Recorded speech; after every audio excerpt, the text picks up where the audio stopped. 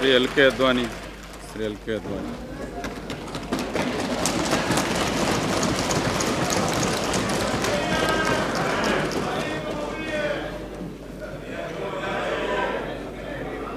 माननीय अध्यक्ष जी,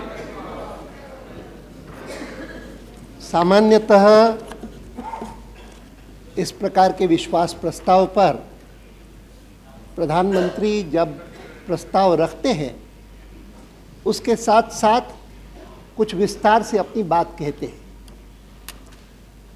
किंतु आज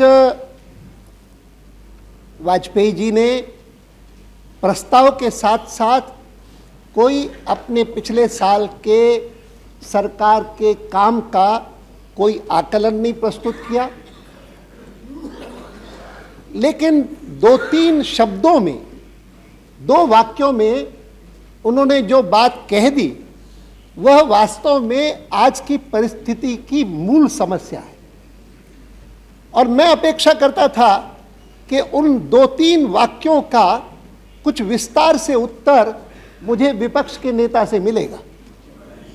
और उन्होंने शुरू में कहा भी कि हमारी जवाबदारी है कि जिस समय हम किसी सरकार का विरोध करें तो उस समय हम क्या विकल्प प्रस्तुत करते हैं इसका भी जिक्र करें।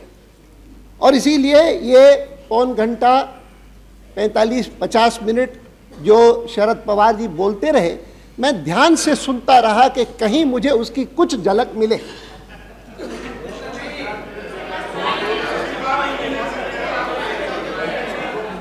अध्यक्ष जी, मुझे याद आता है कि आपके एक पूर्व अधिकारी श्री शिवराज पाटिल शायद सदन में होंगे, पीछे बैठे। मैं उनका हमेशा आदर करता हूं और वे कभी कभी बड़ी मौलिक बात सदन के सामने और देश के सामने विचार के लिए रखते हैं।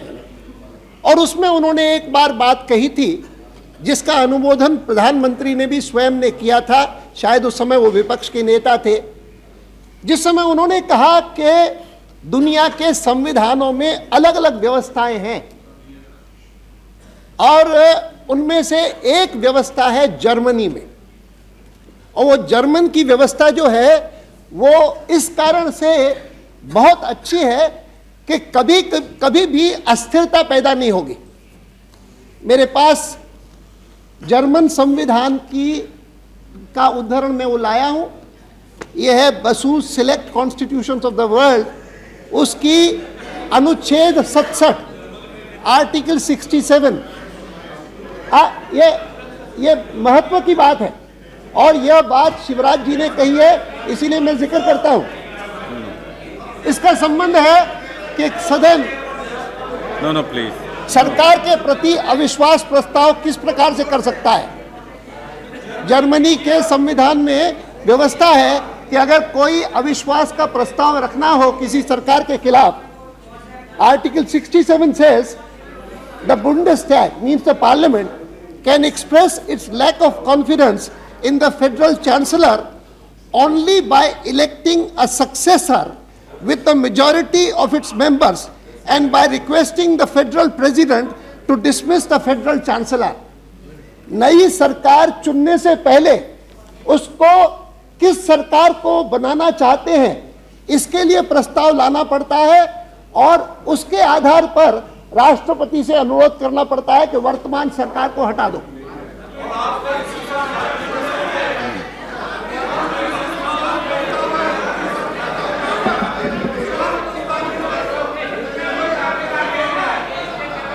हमारी सरकार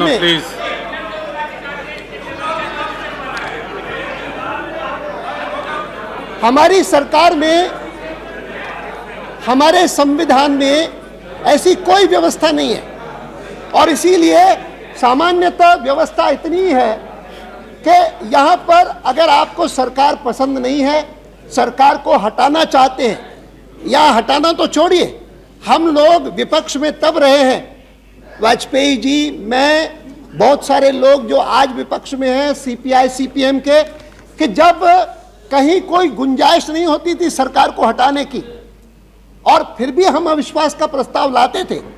अविश्वास के प्रस्ताव को लाने का उद्देश्य होता था हम सरकार के काम से सर्वथा असंतुष्ट हैं और इसीलिए अपना क्षोभ व्यक्त करना चाहते हैं, जानते हुए भी कि हमारे पास मेजॉरिटी नहीं है, नंबर्स नहीं है और नंबर्स का परिणाम जो है उसके आधार पर तो हमारा अविश्वास का प्रस्ताव छूट जाएगा, हार जाएगा। सोमनाथ जी बैठे हैं, इंद्रजीत जी बैठे हैं और ये सारे के सारे लोग, हम सब जब अविश्वास का प्रस्ताव लाते थे तो उसका परिणाम भी जानते थे, फिर भी लाते थे। मैं इस चीज का उल्लेख इसलिए कर रहा हूं कि इन दिनों में, पिछले 5-7 दिनों में इसकी काफी चर्चा चली है कि जब AIADMK समर्थन वापस लेगी तो अविश्वास का प्रस्ताव आएगा या विश्वास प्रस्ताव पर बहस होगी। और राष्ट्रपति जी ने हमारी सरकार को, प्रधानमंत्री जी को रात्रि को पत्र लिख करके भेजा, उसके अनुसार प्रधानमंत्री ने विश्वास का प्रस्ताव रखा है। लेकिन समझने की बात यह है कि विपक्ष, जिसको पता है कि हमारे रूल्स ऑफ प्रोसीजर में, हमारे संविधान में अविश्वास प्रस्ताव की तो व्यवस्था है, विश्वास प्रस्ताव की व्यवस्था नहीं है। विश्वास प्रस्ताव जो है वह तो ट्रेडिशन से डेवलप हुआ है और वह ट्रेडिशन से डेवलप भी हुआ है उस समय पर जब शुरू में राष्ट्रपति किसी को आमंत्रित करता है और उसके पास स्पष्ट बहुमत नहीं है तो उसको कहता है कि इतने दिनों में तुम अपना स्पष्ट बहुमत प्रमाणित करो क्योंकि तुम्हारी सबसे बड़ी पार्टी है या तुम्हारे साथ सबसे अधिक लोग हैं, इसीलिए आप प्रमाणित करो। इससे शुरू हुआ और वो शुरू होते होते बीच में ऐसा भी काल आया जब सदन चलते हुए किसी ने अगर समर्थन वापस ले लिया तो उस समय भी राष्ट्रपति ने कहा कि आप समर्थन अपना बहुमत प्रमाणित करिए और उसी के अनुसार आज भी किया है। मैं उसकी बहस में जाना नहीं चाहता हूं क्योंकि मुझे लगता है कि अविश्वास का प्रस्ताव हो या विश्वास का प्रस्ताव हो, 2 दिन बाद या 3 दिन बाद जब बहस समाप्त होगी तो परिणाम वही निकलेगा जो हर सदन में पिछले साल भर में निकलता रहा है और जो अभी इस सदन में भी बिहार के मामले को लेकर के निकला था और आप निराश होकर के निकलेंगे यहां से। लेकिन महत्व की बात है कि इसका आग्रह क्यों था कि अविश्वास का प्रस्ताव न हो, विश्वास का प्रस्ताव हो। क्योंकि मैं मानता हूं कि अविश्वास का प्रस्ताव लाने वाला व्यक्ति या लाने वाली पार्टी, उसके ऊपर जवाबदारी है, प्रमाणित करे, संख्या नहीं, प्रमाणित करे कि इस सरकार ने काम अच्छा नहीं किया, इतना खराब काम किया है कि उसको हटाना परम आवश्यक हो गया है। और पूरी देर ये सारा विपक्ष, उसको लगता था कि जिस सरकार ने पोखरण किया, जिस सरकार ने अग्नि किया, जिस सरकार ने अभी का बजट दिया, जिस सरकार ने लाहौर की यात्रा की, जिस सरकार ने कश्मीर में इतना परिवर्तन ले आया, जिस सरकार ने सारी एशिया में जब बाकी अर्थव्यवस्थाएं हिलडुल गई थी और तब भी यहां पर स्थिरता लाई, उस सरकार के खिलाफ वास्तव में कहने को क्या है? कुछ नहीं। इसीलिए एक ही बात है कि आपके एक सहयोगी दल, उन्होंने जिसने समर्थन दिया था, जिसके आधार पर राष्ट्रपति ने आपको बुलाया था, उस सहयोगी दल ने समर्थन वापस ले लिया है। अब आप अल्पमत में रह गए हैं, इसीलिए आप त्यागपत्र दीजिए। अध्यक्ष जी, मैं स्मरण कराना चाहूंगा कि जिस समय AIADMK ने हमको समर्थन दिया था उस समय भी हमारी कुल संख्या 252 थी, बहुमत नहीं था, बहुमत नहीं था। मुझे इस बात की तो खुशी है कि शरद पवार ने स्वीकार किया कि उनको जनादेश नहीं मिला, लेकिन वो कहने की कोशिश करने लगे किसी को जनादेश नहीं मिला। मैं इससे सहमत नहीं हूं। कोई भी लोकतंत्र की इस व्यवस्था में, बहुदलीय प्रणाली में जो सबसे बड़ा कॉम्बिनेशन है वो मेजॉरिटी चाहे न भी हो, और इसीलिए राष्ट्रपति जी ने जिस समय वाजपेयी जी को इस सारे अलायंस के नेता के नाते बुलाया, उन्होंने जनादेश का आदर किया। ये उन्होंने नहीं कहा कि आप पहले 272 मुझे दिखाइए फिर मैं बुलाऊंगा। यहां तक अध्यक्ष जी, मुझे स्मरण है कि जब ADMK की नेता ने जैसे पत्र बाकी सब ने भेजे, समता पार्टी ने भेजा, अकाली दल ने भेजा, बीजू जनता दल ने भेजा, शिवसेना ने भेजा, बाकी सब पार्टियों ने उन्होंने भेजा था तब भी उन्होंने अपना पत्र नहीं भेजा था। तो उस समय हमने आपस में विचार किया कि अब तो हमारी संख्या शायद 238 हो गई, हम जाकर के राष्ट्रपति को कह दे कि आप किसी और को बुलाइए। और वाजपेयी जी ने हिंट भी किया, आप बुलाना चाहे किसी और को बुलाइए, इससे बड़ी संख्या हो। तो उन्होंने कहा इससे बड़ी संख्या है नहीं। लेकिन इस बीच में वो पत्र आ गया और हमारी 252 की संख्या के आधार पर राष्ट्रपति जी को शपथ दिलाई गई। तब भी अल्पमत में थे। आज 18 या 19 कम हो गए, 18 नहीं, एक मैं और भी गिनूंगा, 19 कम हो गए।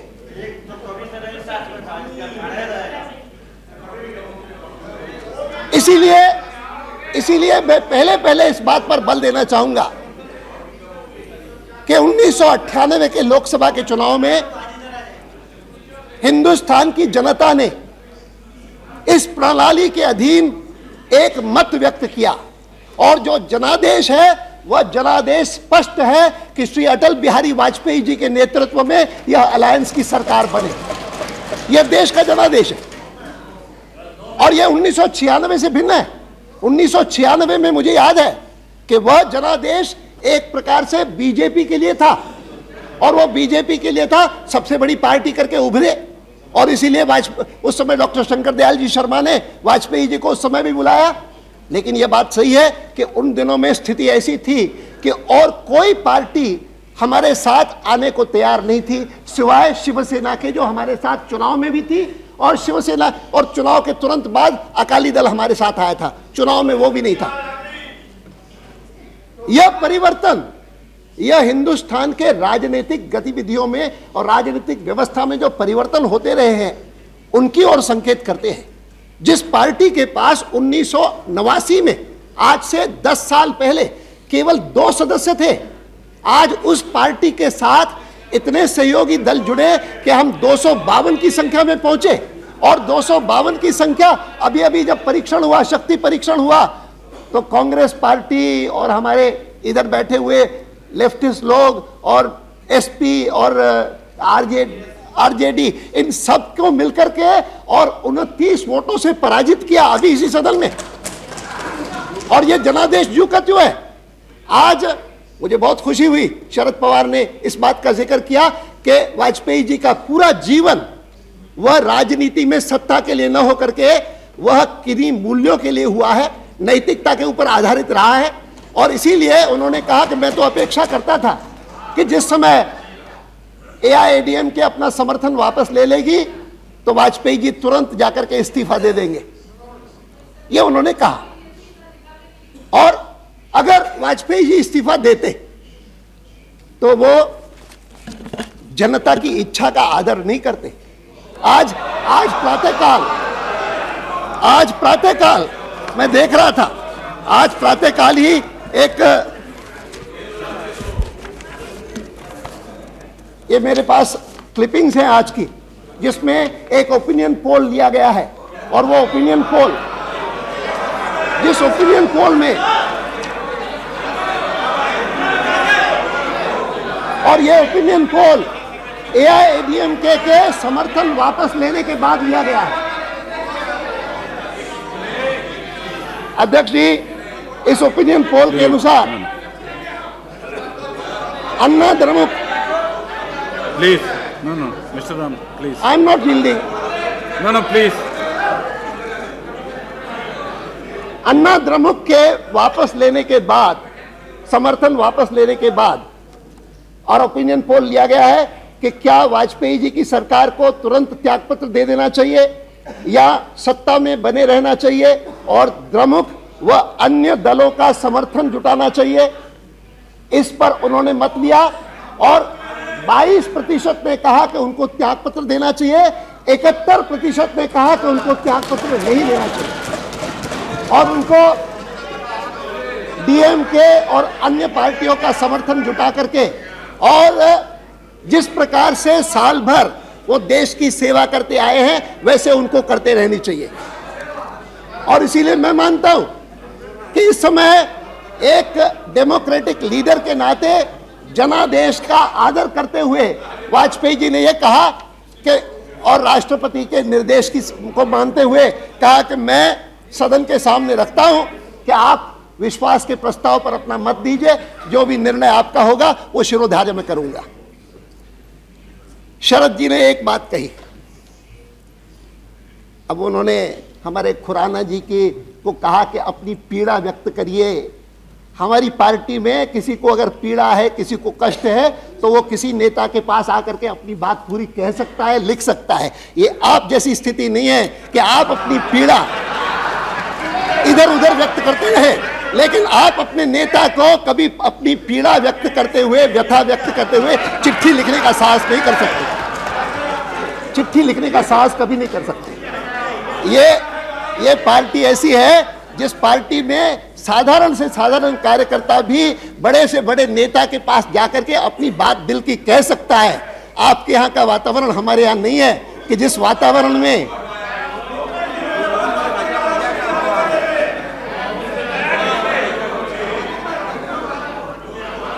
खुराना जी कभी भी कुछ कहना चाहे, उनको कभी किसी पर बंधन नहीं है। हाँ, खुराना जी खुराना जी कभी आपकी पोल खोल देंगे सारी की सारी। Please allow to make statement. कुछ ही दिनों में वापस बारामती उन्हें भेजे जाने वाले, वापस बारामती भेजने वाले। अध्यक्ष जी, लेकिन मैं नो प्लीज, इस नाते तो बात सही है कि शरद जी ने या उनके कई साथियों ने या विपक्ष में बैठे हुए कुछ लोगों ने पहले दिन से लेकर के कहना शुरू किया है कि यह सरकार चलेगी नहीं, ये सरकार तो अभी गिरी। हर सेशन शुरू होता है हम यही बात सुनते हैं अखबारों में कि भाई इस बार तो सरकार गई। बड़ा अभी तो पिछले बजट के अधिवेशन में कहना शुरू किया था कि पिछला बजट का अधिवेशन कैसे पार करेंगे, तब से शुरू किया था। और इसीलिए शायद बहुत लोगों के लिए यह भी उपलब्धि लगती है कि ये सरकार, पिछली 5 सरकारें, वैसे तो कुल मिलाकर के 5 प्रधानमंत्री हुए हैं गैर कांग्रेसी 1989 के बाद। चंद्रशेखर जी हुए, उसके बाद विश्वनाथ प्रताप सिंह जी हुए, चंद्रशेखर जी हुए, फिर इंद्र गुजराल हुए, देवे गौड़ा हुए और वाजपेयी जी हुए। और इन 5 प्रधानमंत्रियों में से बाकी चारों प्रधानमंत्री 1 साल नहीं बिता पाए, 1 साल का कार्यकाल नहीं बिता पाए। वाजपेयी जी ने साल भर बिताया, इसी पर आपको आश्चर्य होता है। लेकिन मैं मानता हूं, I am talking of post 1989, post 5 prime ministers after 1989 of the non Congress, I am referring to that sir. लेकिन मैं इस बात से पूरी तरह से सहमत हूं कि केवल साल भर सरकार चलाना ये कोई उपलब्धि नहीं है। इस साल भर में हमने भारत में एक दूसरे प्रकार का वातावरण खड़ा किया है, भारत को विश्व भर में एक स्थान प्राप्त करवाया है। ये जो उपलब्धि है वो सबसे बड़ी उपलब्धि है।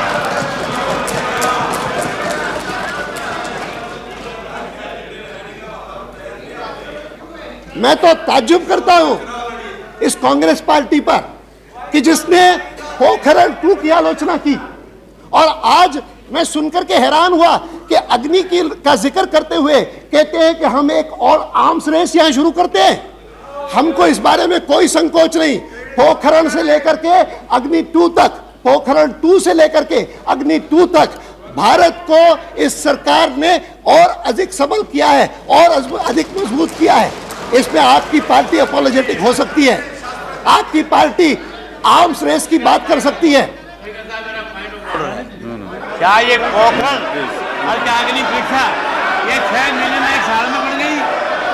क्या ये आपकी देन है इस देश को? ये कांग्रेस की नीतियों का फल है।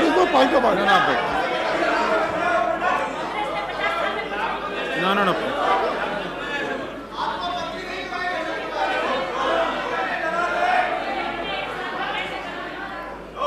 मैं नहीं जानता हूं कि हमारे विदेश मंत्री श्री जसवंत सिंह जी इस बार की बहस में बोलेंगे कि नहीं बोलेंगे, लेकिन अगर वो बोलेंगे तो निश्चित रूप से 1998 के मई के महीने में कांग्रेस पार्टी की ओर से जो बयान हुए थे, जो वक्तव्य दिए गए थे कि इस सरकार ने भारत को अलग थलग कर दिया है, इस सरकार ने गांधी जी को, बुद्ध को भुला दिया है, इस सरकार ने पोखरण 2 करके और देश के ऊपर एक बहुत बड़ा बोझ लाद दिया है। दुनिया भर की बातें कही, अलग अलग। यहां पर नटवर सिंह जी होंगे तो उनका बयान उठा करके पढ़िए क्या क्या बोले थे। और उसके साल भर भी अभी पूरा नहीं हुआ है, क्या स्थिति हुई है। आज कोई इस बात की आलोचना नहीं करता। Pokhran 2 is regarded as an achievement not only by India and Indians but even the world over. It is treated with respect. हम उनमें से नहीं हैं कि जो केवल विपक्ष में बैठ करके आलोचना ही करें।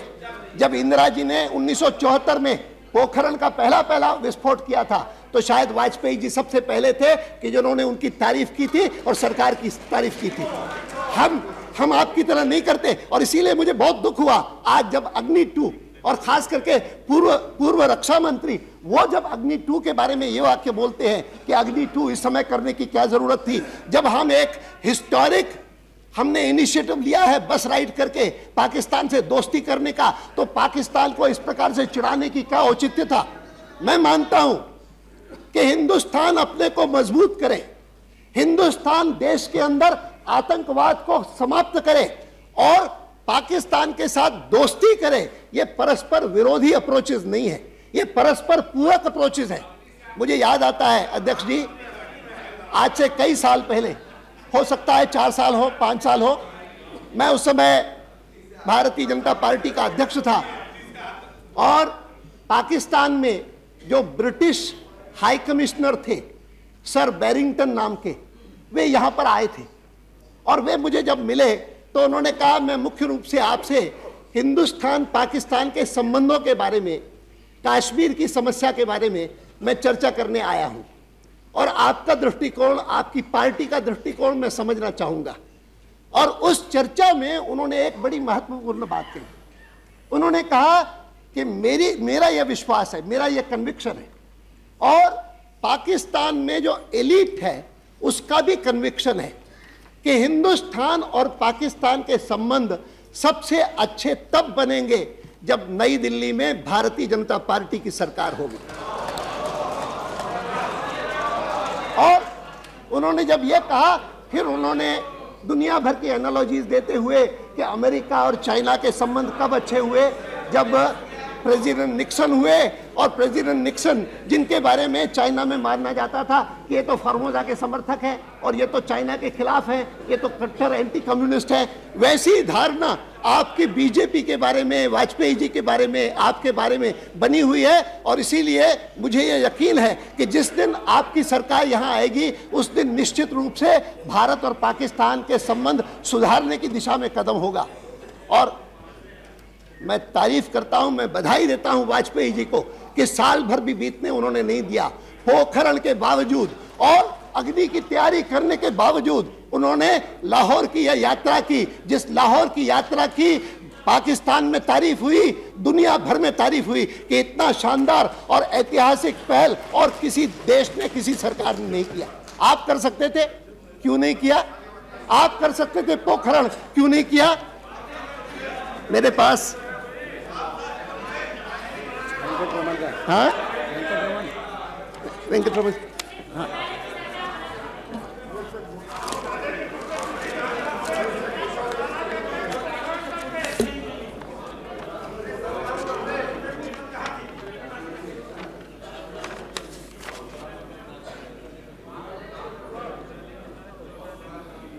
आज मैं देख करके हैरान होता हूं कि कम्युनिस्ट किस उत्साह से कांग्रेस की सरकार बनाने को तत्पर है।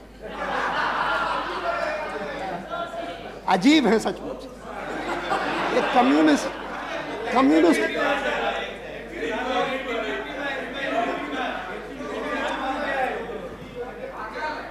आज से 2-2.5 साल पहले एक डॉक्यूमेंट है मेरे पास आपका, और क्योंकि मैं इस विषय में आप सरकार के आलोचक हैं ऐसा मैं नहीं जानता था, इन दिनों में जब देखने लगा तो मुझे लगा कि आप कांग्रेस पार्टी के आलोचक केवल इस कारण नहीं है कि कांग्रेस पार्टी करप्ट है, कांग्रेस पार्टी कम्युनलिज्म को प्रोत्साहन देती है, लेकिन कांग्रेस पार्टी सिक्योरिटी के बारे में उदासीन है, सुरक्षा के बारे में इनको कोई चिंता नहीं है। और आपका एक CPIM का पब्लिकेशन है 1996 का, record of compromising India security, जिसमें क्या कहते हैं CPM के हमारे मित्र, betraying India security interest and compromising with its sovereignty should find important place in the charge sheet against the Congress. The last 5 years, 91 to 96, have seen the systematic building up of relentless pressure on the Indian government by the US and its allies. Time and again, the Congress government has surrendered India's vital interests.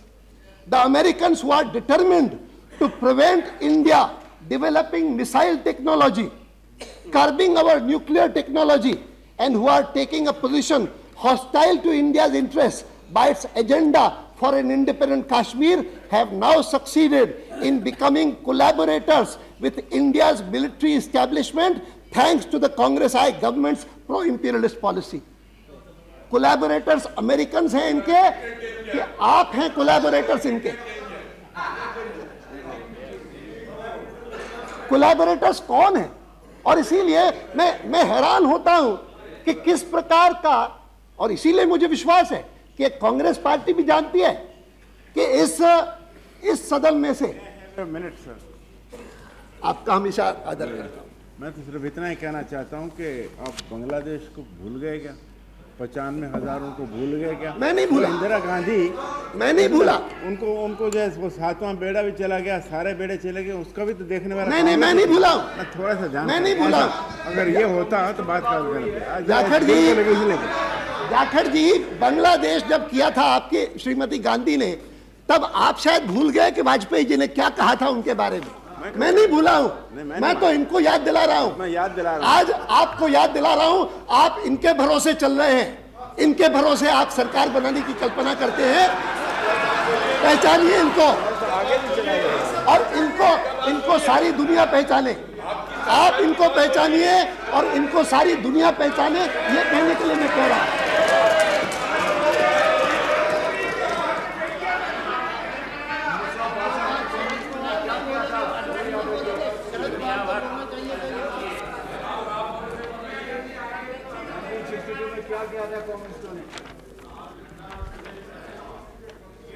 नहीं, देखिए, communist party पर मुझे गुस्सा कम आता है, मुझे दया आती है इन पर। अरे कल तक जो पार्टी यह सोचती थी, जो पार्टी कल तक सोचती थी कि आधी दुनिया पर हमारा अधिकार है और थोड़े सालों बाद सारी दुनिया पर हमारा अधिकार हो जाएगा, जिसमें भारत भी एक हिस्सा होगा, वहां की स्थिति यह है कि सारी दुनिया से साफ होकर के केवल भारतवर्ष के 2 कोनों में आकर के सीमित हो गई है। इसीलिए not at your mercy. Not at all. Mr. Advani, you have taken the help of all the motley crowd. You have taken the help of motley crowd, not us. और इसलिए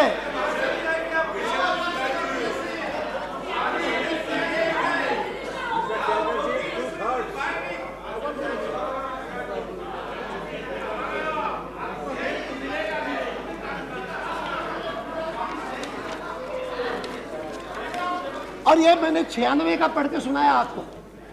ये 96 का एक डॉक्यूमेंट था, लेकिन ये 98 का चुनाव जब लड़े थे हमारे लेफ्टिस्ट मित्र कम्युनिस्ट, तो उन्होंने एक मैनिफेस्टो इशू किया, 1998 manifesto of the left parties, it applies to all of them, जिसमें उन्होंने कहा the Congress party has degenerated both politically and organisationally, it is the party in decline as it has pursued when in power economic policies which militate against the people. It betrayed the secular heritage by compromising with communal forces, and it is a party riddled with corruption. और ये party कहती है बना लो सरकार, आपको हम बाहर से समर्थन करेंगे, आपको हम अनकंडीशनली समर्थन करेंगे। मैं बोलूंगा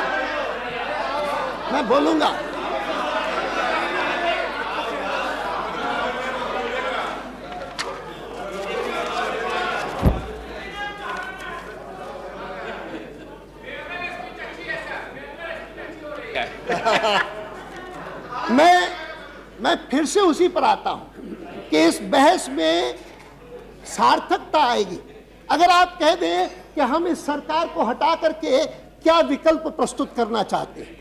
आप कह दीजिए ईमानदारी से, सोनिया जी ने एक बार कहा कि अब ये कोएलिशन का जमाना नहीं है। पचमढ़ी में उन्होंने कहा कि हम अपनी सरकार बनाएंगे, अपनी पार्टी की सरकार बनाएंगे, और इसीलिए उन्होंने पिछले दिनों में 2-4 दिन 5-7 दिन पहले ही उन्होंने कहा कि अगर कांग्रेस पार्टी सरकार बनाएगी तो तब बनाएगी जब बाकी सब पार्टियां हमको बाहर से समर्थन देंगी। कोई कहे कि मैं डिप्टी प्राइम मिनिस्टर बनूंगा, मैं वित्त मंत्री बनूंगा, मैं ये बनूंगा, ये बर्दाश्त हम नहीं करेंगे। हैं बैठे हुए हैं यहाँ पर, और मैं इन सब लोगों को बताना चाहता हूं कि कांग्रेस पार्टी, उसका दृष्टिकोण कुछ आपसे ज्यादा साफ है। उनकी कम से कम नीयत साफ है। दृष्टिकोण भले साफ ना हो, नीयत साफ है। आज से 6 महीने पहले तक, सितंबर के महीने तक, जब तक पचमढ़ी का आपका सम्मेलन हुआ था ना, तब तक उन्होंने क्या देखा था कि ये वाजपेयी जी की सरकार बनी, और सरकार बनने के तुरंत बाद एक बड़ी पार्टी ने कहा कि हम चिट्ठी नहीं भेजते राष्ट्रपति जी को।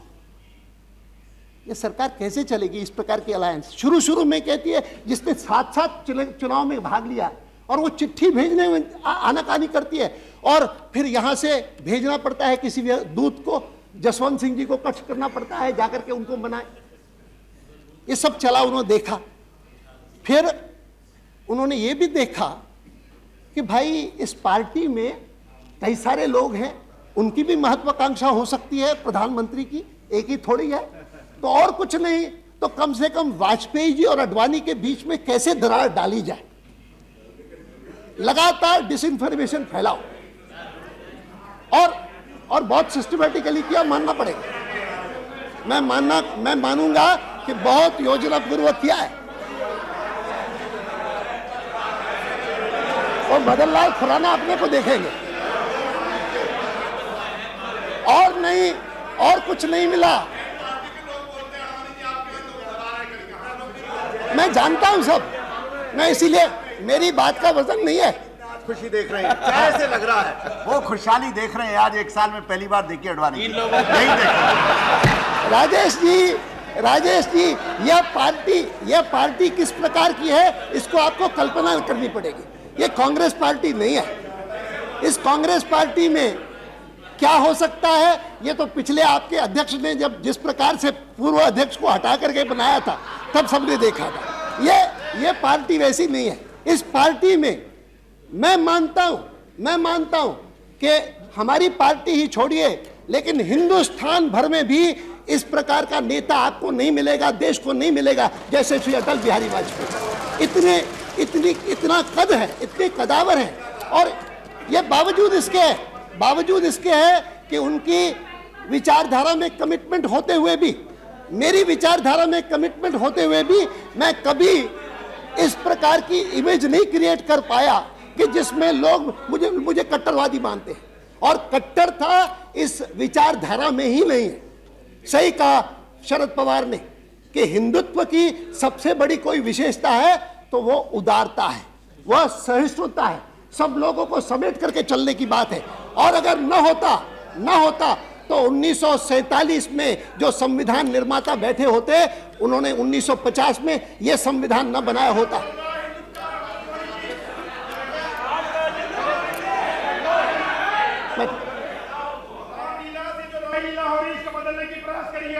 कौन सा? देख लीजिए ये, क्या चुप रहो, प्लीज चेक।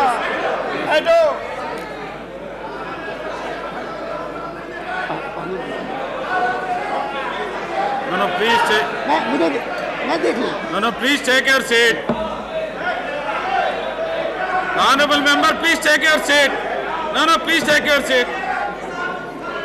नहीं, देखो, मैं इस बात से इनकार नहीं करता हूं कि इस प्रकार के इतने बड़े समाज में कई प्रकार के लोग होते हैं, लेकिन कुल मिलाकर के इस देश को जो कहता है कि यह देश फंडामेंटलिस्ट हो रहा है, और मुझे इस बात का खेद है कि बीजेपी के सरकार में आने के तुरंत बाद से लेकर के विश्व भर में इस बात का प्रचार किया गया है, और हमारे ही लोगों ने किया है कि जैसे हिंदुस्तान में फंडामेंटलिज्म आ गया। कोई फंडामेंटलिज्म नहीं आया, और हिंदुस्तान में फंडामेंटलिज्म आ ही नहीं सकता। हिंदुस्तान में सेक्युलरवाद जो है वो हमारी यहाँ की धरती में है, जड़ जड़ में है। हिंदुस्तान में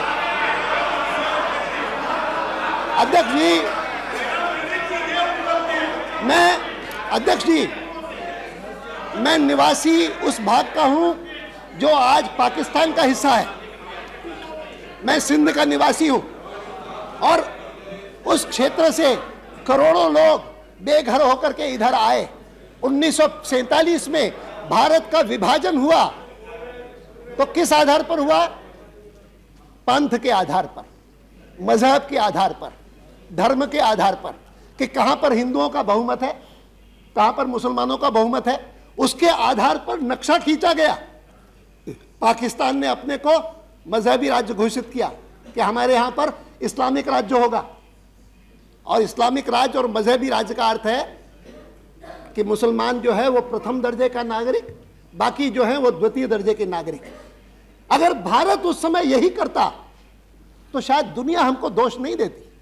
दुनिया कहती आखिर तो कांग्रेस पार्टी खिलाफ थी पार्टीशन के, कांग्रेस पार्टी को मजबूर किया गया पार्टीशन स्वीकार करने के लिए, लेकिन दुनिया चाहे दोष नहीं देती, हम अपने को माफ नहीं कर सकते। हिंदुस्तान की परंपरा, हिंदुस्तान का इतिहास, हिंदुस्तान की संस्कृति वह कभी मजहबी राज्य की कल्पना को स्वीकार नहीं करेगी, कभी नहीं करती। न पूर्व में किया है, न भविष्य में करेगी। सेक्युलरिज्म जिसका मतलब है कि सब धर्मों के लिए समान आदर, सब मजहबों के लिए समान आदर, सारे नागरिक किसी भी मजहब के अनुयायी हों उनके लिए समान न्याय, समान सुरक्षा, यह जो तत्व है सिक्योरिटी के, सेक्युलरिज्म के, ये हमारे संविधान के हिस्से हैं और यह सरकार पूरी तरह से उनके प्रति प्रतिबद्ध है, उसमें कभी कोई विचलित होने का कारण नहीं है। और दुनिया भर में आपने जो प्रचार किया, मुझे तो दुख हुआ आज फिर से शरद पवार ने इस ईसाई मसले को उठा करके ये दुनिया को बताने की कोशिश की ईसाइयों के ऊपर बड़े अत्याचार हो रहे हैं। मैं एक बार उसका जवाब विस्तार से दे चुका हूं, फिर से नहीं दूंगा, लेकिन इतना जरूर कहूंगा कि कम से कम 6 घटनाएं दुनिया भर में ऐसी प्रचारित हुई जिनके आधार ही नहीं था, तथ्य ही नहीं था। झाबुआ की घटना से लेकर के जो क्रम शुरू हुआ, बारीपद में किसी नन के बलात्कार की चर्चा से लेकर के सारे के सारे प्रकरण झूठे साबित हुए। दुनिया में वो नहीं छपे, उनका कॉन्ट्रडिक्शन नहीं छपा।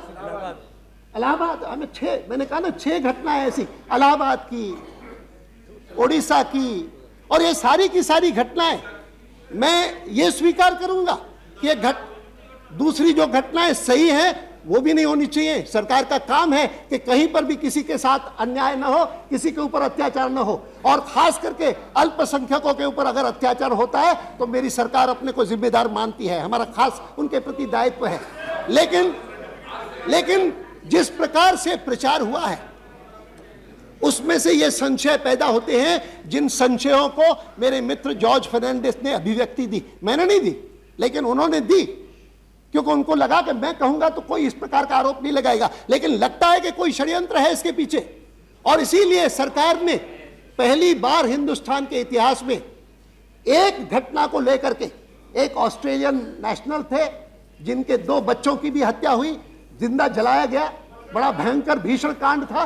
तो हमने कहा कि कमीशन ऑफ इंक्वायरी साधारण नहीं, लेकिन जैसा commission of inquiry Shri Rajiv Gandhi ji के हत्या के समय बनाया गया था कि सिटिंग जज होगा सुप्रीम कोर्ट का, वैसा हम लेंगे। हमने जाकर के विशेष रूप से मुख्य न्यायाधीश श्री आनंद से अनुरोध किया कि एक घटना ऐसी है कि जिस घटना के कारण हम आपसे निवेदन करने आए हैं कि आप किसी सिटिंग जज को स्पेयर करिए। उन्होंने कहा मेरे पास वैसे ही कम है, मैं किसी रिटायर्ड जज को ले लूंगा, आप सिटिंग जज का क्यों आग्रह करते हैं। हमने कहा कि नहीं, हम इसके बारे में विश्वसनीयता पैदा करना चाहते हैं, क्रेडिबिलिटी पैदा करना चाहते हैं, और इसीलिए आप स्पेयर करिए।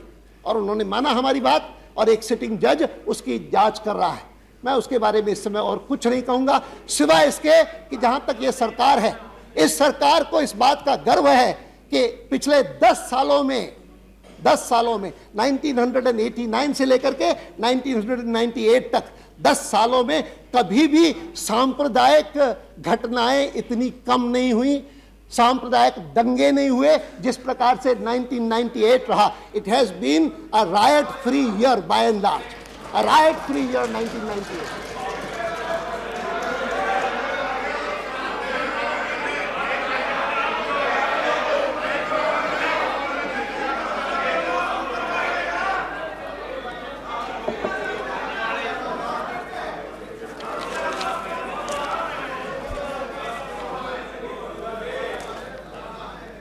अब मैं आपको कहना चाहता हूं कि इस सदन में से कोई वैकल्पिक सरकार उभर नहीं सकती, ये कांग्रेस पार्टी का भी कन्विक्शन है और इसीलिए वो सबको उकसा रहे हैं। चलो आपकी बन जाएगी, देवेगौड़ा जी बन जाएंगे, थर्ड फ्रंट बना लो और हमारी बना लो, हमको अगर बाहर से समर्थन करो। उनको पता है कि कोई बाहर से समर्थन करके और आपकी सरकार नहीं बनाएगा। लेकिन जब ऐसा हो, इसीलिए पहले पहले तो आप हमारे साथ मिल करके इस सरकार को हटा दो। फिर कोई प्रमाण देना था तो शरद पवार को उत्तर में देना था कि जैसा लालू प्रसाद जी ने कहा है ना, 5 मिनट लगेंगे, बैठ करके फैसला कर लेंगे।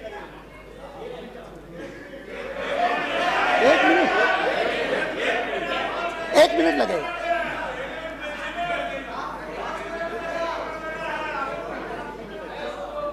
खैर वो तकलीफ आपको करनी नहीं पड़ेगी, ये मैं विश्वास दिलाता हूं, ये मैं विश्वास दिलाता हूं।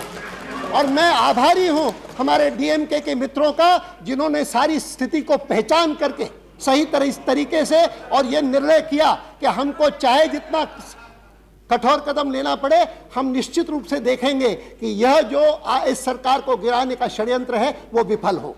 मैं उनको बहुत बहुत धन्यवाद देता हूं और मैं उनको धन्यवाद देता हूं कि उन्होंने हमारी एआईएडीएमके आज तक तो हम समझते थे कि हिंदुस्तान की राजनीति में हमको अछूत बनाने का प्रयत्न told you I won't allow these Pandaram Paradesi to fall in the Tamil Nadu. बहुत अच्छा तब The same TMK told you as Pandaram and Paradesi. 2 दिन पहले आज से 2 दिन पहले जब मैंने मार्क्सवादी पार्टी का वक्तव्य देखा कि हम एडीएमके के साथ नहीं जाएंगे, मैंने कहा ये क्या हो गया, ये क्या विचित्र बात हो गई। आज एडीएमके भी अनटचेबल हो गया। हमारे लिए कोई पार्टी अनटचेबल नहीं है, मार्क्सवादी भी नहीं है। हिंदुस्तान की राजनीति डेमोक्रेटिक राजनीति है, हम किसी को भी अनटचेबल नहीं मानते। ये अनटचेबिलिटी का अप्रोच आपका हो सकता है, कभी कभी और किसी का भी हो सकता है, कभी कभी कांग्रेस का भी हो सकता है, लेकिन मैं जानता हूं हमारे यहाँ पर हमारे जिन्होंने सबसे ज़्यादा हमको आइडियोलॉजी की शिक्षा दी और आइडियलिज्म की शिक्षा थी, ऐसे पंडित दीनदयाल उपाध्याय थे। उन्होंने 1966 में जब पटना में बिहार में कम्युनिस्टों की और हमारी मिलकर के एक सरकार बनी थी और हमारे कुछ डेलीगेट्स कैलिकट के अधिवेशन में कहने लगे कि पंडित जी ये आपने क्या किया। दीनदयाल जी को कहा कि दीनदयाल जी आपने कैसे किया, ये कैसे स्वीकार किया कि कम्युनिस्ट भी और जनसंघ भी दोनों एक ही सरकार में रहें। तो उन्होंने कहा कि सरकार जो बनी है एक कार्यक्रम के आधार पर बनी है, हम कम्युनिस्टों से आइडियोलॉजिकली मतभेद रखते हैं, लेकिन उसके कारण हम उनके साथ बैठेंगे नहीं, उनके साथ मिलकर के काम नहीं करेंगे, उनके साथ राष्ट्र के या बिहार के हित में कोई कार्यक्रम बनेगा उसको कार्यान्वित नहीं करेंगे।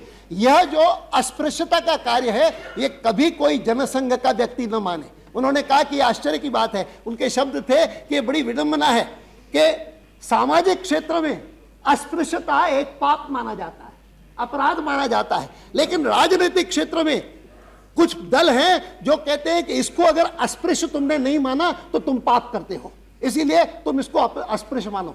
मैं एडीएमके को, डीएमके को, कम्युनिस्ट पार्टी को, मुस्लिम लीग को, किसी को भी हम अस्पृश्य नहीं मानते, किसी को अस्पृश्य नहीं मानते, लेकिन हम ये मानते हैं कि इस समय देश की राजनीति जिस स्थान पर पहुंची है उसमें से यह जो कल्पना कांग्रेस पार्टी करती है ना कि हमको स्पष्ट बहुमत मिल जाएगा, बहुत बड़ी गलतफहमी में है। उत्तर प्रदेश में क्या हाल है तुम्हारा, बिहार में क्या हाल है? आज अगर बिहार लालू प्रसाद जी आपके साथ हैं तो केवल इस कारण है कि कुछ ऋण चुका रहे हैं, कर्जा चुका रहे हैं, अभी आपने उनको बचाया है, अन्यथा उनका कोई मेल नहीं आपके साथ।